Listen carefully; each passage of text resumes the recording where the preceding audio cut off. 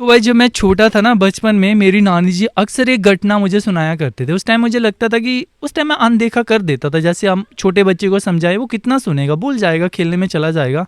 पर जैसे मैंने ये घटना पढ़ी है ना, मुझे वो घटना याद आई कि यार वो सच ही थी जो नानी जी बताते थे। पूरी घटना पहले बताता हूँ, फिर मैं इस पे आते हैं। घटना कुछ ऐसी थी कि नानी बताते हैं कि 1947 में जब अपना देश आज़ाद हुआ, 40 पार्टीशन हुए देश के दो, तो यहाँ से बॉर्डर ज़्यादा दूर नहीं है, कठुआ से 10-12 किलोमीटर होगा। उस टाइम ना बॉर्डर फोर्स भी नहीं थी वहाँ पे, तो मतलब कोई फेंसिंग नहीं थी, रोकने वाला कोई नहीं था। तो जैसे ही वहाँ पे देश आज़ाद हुआ, तो वहाँ पे जिन्ना ने पता नहीं क्या कोई इसमें बताया गया, वो मैं आगे बताऊँगा। तो मतलब वहाँ से ना नंगी तलवारें लेके आ गए लोग, और यहाँ पे उन्हें जो भी मिला है ना, सभी को उन्होंने काट दिया। और घटना का मेन पॉइंट ये है कि नानी जी बताते हैं कि उनमें से ना कोई था हमारे रिलेटिव में, किसी ऐसे इंसान को काट दिया जिनके बच्चे थे छोटे छोटे, मतलब उसकी माँ को काट दिया। और वो छोटे बच्चे ना अपनी माँ का, मरी हुई माँ का, कटने के बाद भी 2-3 दिन दूध पीते रहे। मुझे मुझे बताते हुए बड़ा बुरा लग रहा है यार। मतलब ऐसी घटना थी वो, अभी मुझे याद, ये सुन पढ़ने के बाद मुझे याद आई, क्योंकि एक कहानी भी सेम उसी से मिलती जुलती है। आज मैं आपको कहानी ना पढ़ के बताऊंगा, क्योंकि ये कहानी बहुत बड़ी है, थोड़ी 5-6 पन्नों की है, इतना मैं याद नहीं रख पाऊंगा। मैं चाहता हूँ कि इसे मैं विस्तार से बताऊँ आपको।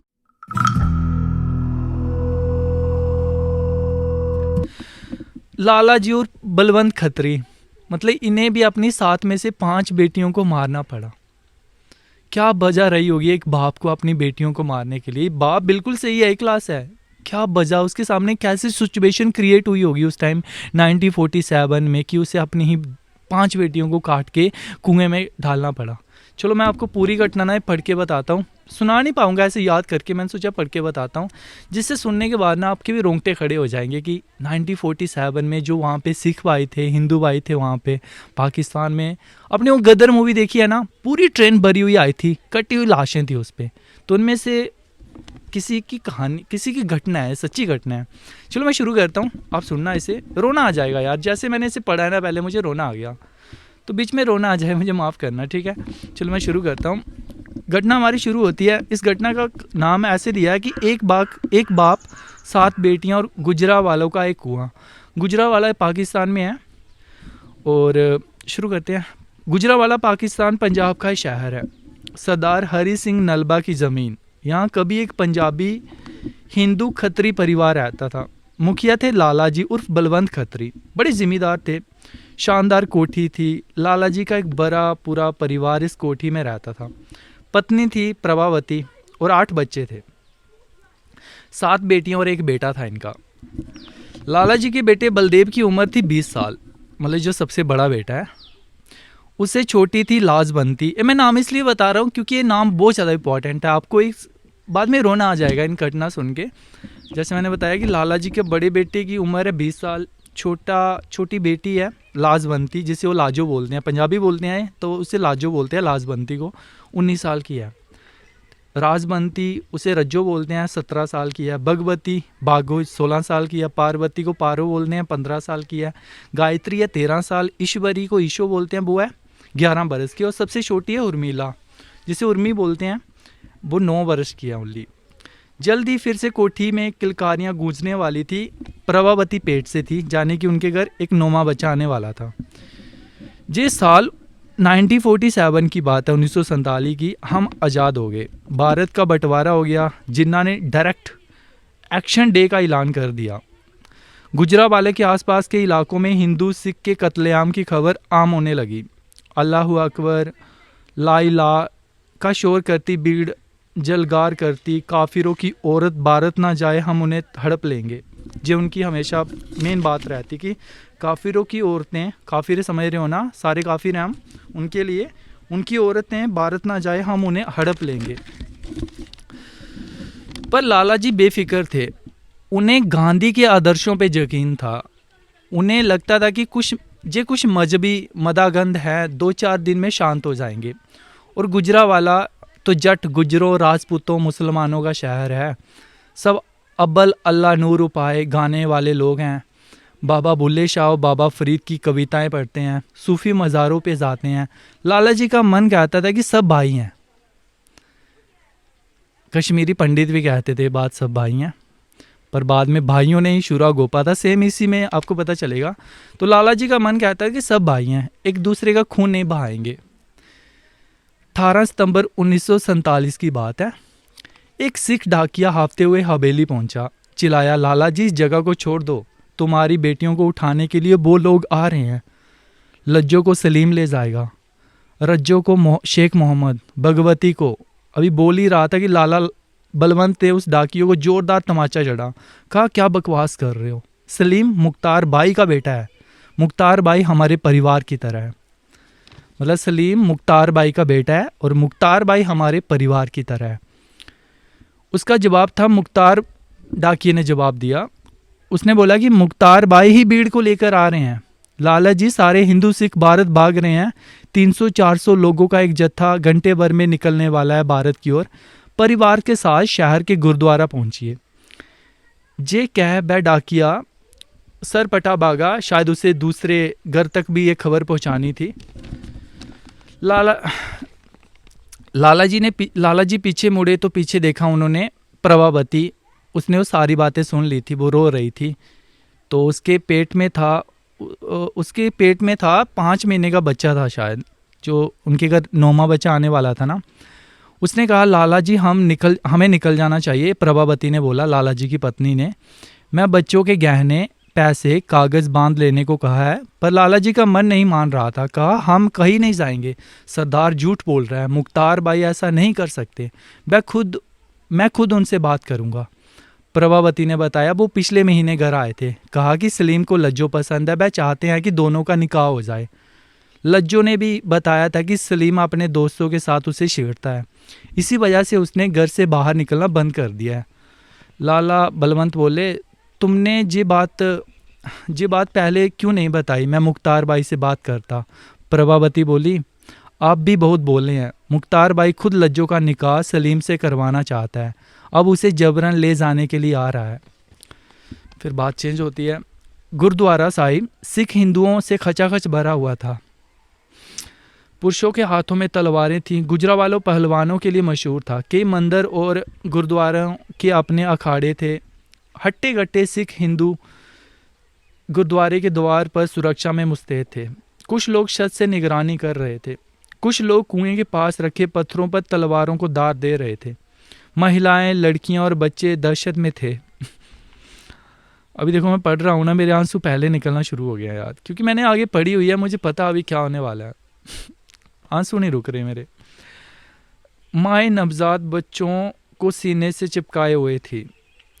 अचानक एक भीड़ की आवाज़ आना शुरू हुई। ये भीड़ बड़ी मस्जिद की तरफ से आ रही थी और वो नारा लगा रहे थे, पाकिस्तान का मतलब क्या, ला इला इल्ला, हंस के लिता पाकिस्तान, खून ना लेवेंगे हिंदुस्तान। है पंजाबी में लिखा गया है।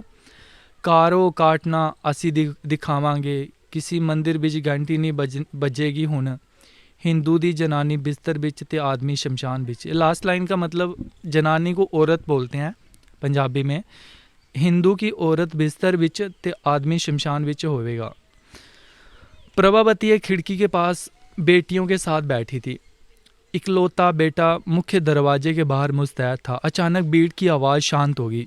फिर मिनट भर के भीतर ही ला इला इल्ला का वही शोर शुरू हो गया। हर सेकंड के साथ शोर बढ़े जा रहा था। भीड़ में शामिल लोगों के हाथ में तलवारें, फरसा, चाकू, चैन और अन्य हथियार थे। गुरुद्वारा उनका निशाना था। गुरुद्वारे का प्रवेश द्वार अंदर से बंद था। कुछ लोग द्वार पर तो कुछ दीवार से सट कर हथियारों के साथ खड़े थे। अचानक पुजारी और पहलवान सुखदेव शर्मा की आवाज़ गूंजी। वो बोला, वो हमारी माँ, बहन, पत्नी और बेटियों को लेने के लिए आ रहे हैं। उनकी तलवारें हमारी गर्दन काटने के लिए है। वह हमसे समर्पण करना और धर्म बदलने को कहेंगे। मैंने फैसला कर लिया है, मैं झुकूंगा नहीं, अपना धर्म नहीं छोड़ूंगा, ना ही इन्हें अपनी स्त्रियों को छूने दूंगा। चंद सेकंड के सन्नाटे के बाद जो बोले सो निहाल, सत श्री अकाल, वाहे गुरु जी।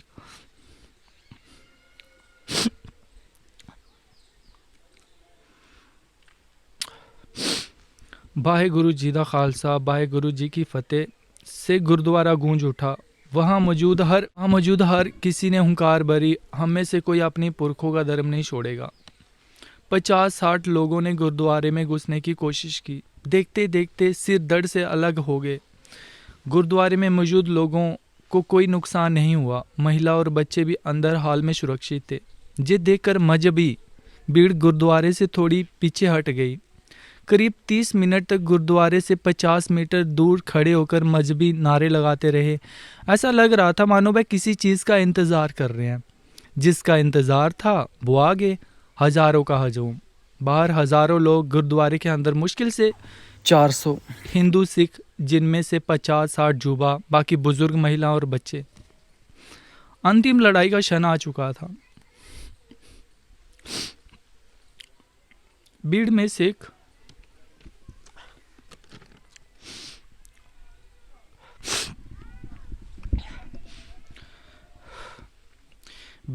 एक सिख महिला को आगे खींचा। वह नग्न और अचेत थी। भीड़ में शामिल कुछ लोगों उसे नोच रहे थे। अचानक किसी ने उसके बख्श तलवार से काट डाले और गुरुद्वारे के भीतर फेंक दिए। सोचो यार, मैं इसे पढ़ नहीं पा रहा। जय श्री कृष्ण। गुरुद्वारे में मौजूद गुजरावाले के हिंदू सिख ने इससे पहले इस तरह की बर्बरता के बारे में सुना ही नहीं था। पहली बार आंखों से देख रहे थे। अब हर कोई अपनी स्त्री के बारे में सोचने लगा। यदि उनकी मौत के बाद इनकी स्त्री इनके हाथ लग गई तो क्या होगा। उन्हें अब केवल मौत ही सहज लग रही थी, इसके अलावा कुछ नहीं। भीड़ ने दरवाजे पर चढ़ाई करना शुरू कर दी। कत्लेआम मच गया। हिंदू सिख लड़े बांकुरों की तरह, पर गिनती के लोग हजारों के हजूम के सामने कितनी देर टिक पाते। लाजो ने कहा, तुसी काटो बापूजी।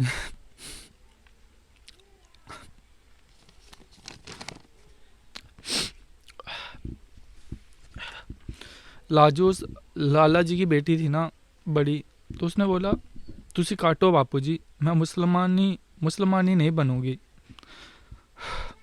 लाला बलवंत रोने लगे। आवाज नहीं निकल पा रही थी। लाजू ने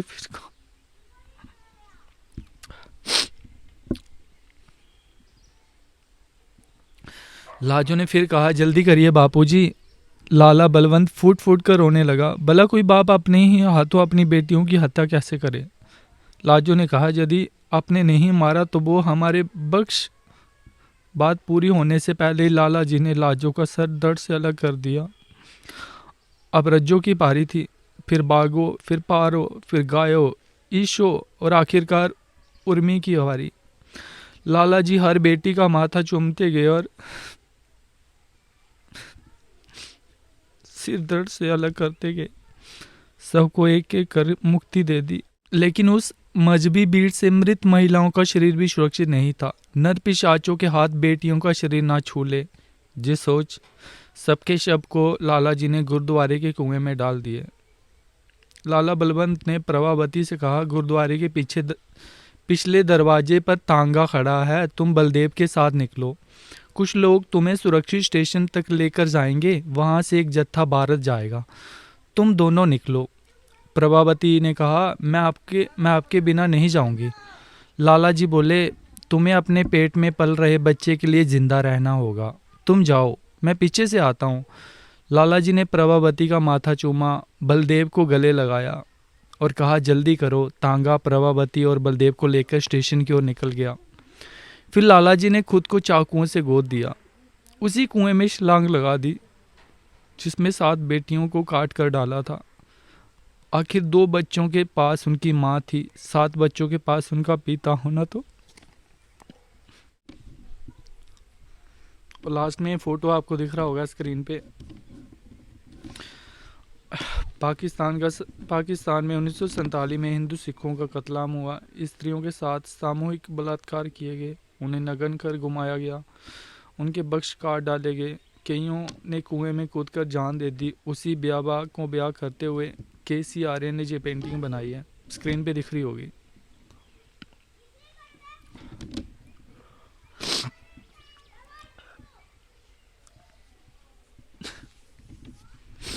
कितना बुरा। ये तो चलो एक ही स्टोरी है, कितनी ऐसी घटनाएं होगी जो अभी तक किसी को मिली ही नहीं है।